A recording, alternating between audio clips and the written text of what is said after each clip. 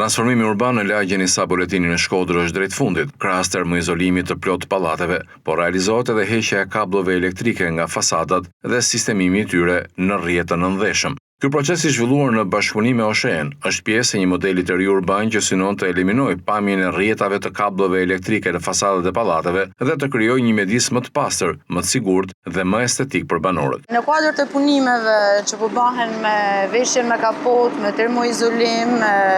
gjitha investimet tjera që po bëhen tek pallati me hark, sheshi sa buletini, punimet e sotshme janë kalimi nën tokë i gjitha lidhjeve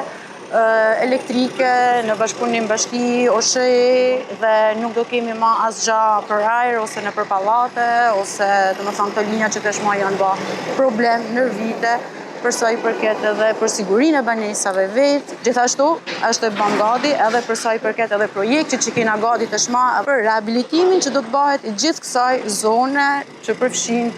kena disa godina institucione, këto shkolla, kopshte edhe institucione tjera. Përmes këtyre ndërhyrjeve synohet vendosja e standardeve të reja për sistemimin urban, duke kombinuar investimet në termoizolim me përmirësimin e infrastrukturës elektrike dhe pamjes së qytetit.